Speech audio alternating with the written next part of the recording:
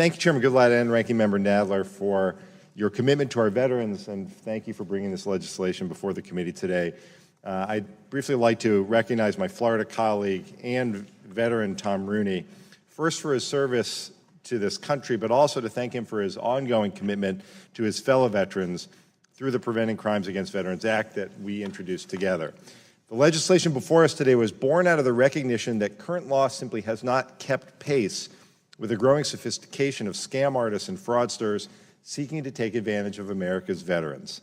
I'd also like to thank Greg Dover of Palm Beach County Veterans Services, who has highlighted this ongoing abuse of our veterans by scam artists and has helped make the case for this legislation.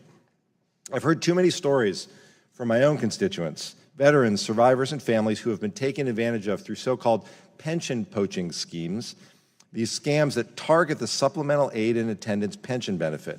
In one case, a veteran responded to a solicitation with the hope of securing additional pension benefits.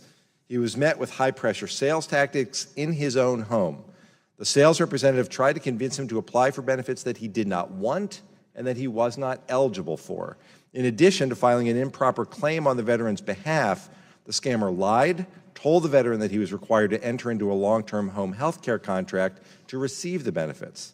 Pension poachers comb through South Florida's senior communities to find targets.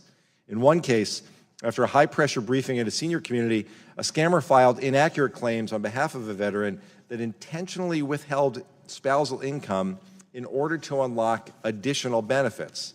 The veteran paid excessive filing fees of over $600, but that wasn't the worst of it. The VA eventually learned about the additional unreported income. They learned that the veteran was not eligible and sought to claw back nearly $50,000 in overpayments. By the time the veteran was left in financial ruin, the scammer had disappeared and could not be found. As our senior populations continue to grow, more and more aging veterans will require assistance with activities of daily living that the Veterans Aid and Attendance Benefit can provide. The application and financial eligibility requirements offer an opportunity for scam artists to take advantage of our older American veterans with empty promises and often with hidden consequences. Aging veterans and their families are forced to wade through a thicket of complicated health and financial issues under stressful circumstances. They shouldn't have to do it alone, but they certainly shouldn't be taken advantage of either by scammers who wrongly claim that they are looking out for our veterans.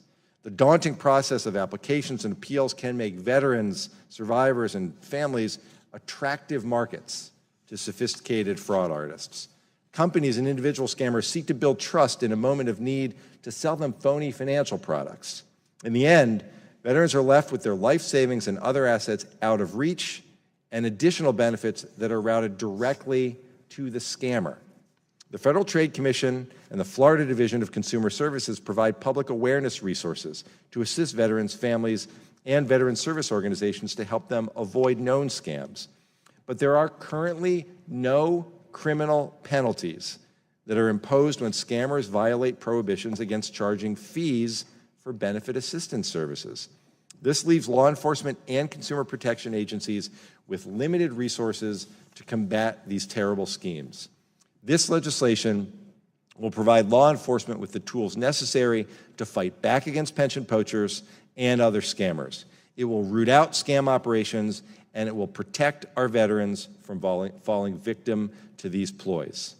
I urge my fellow committee members to support this important legislation.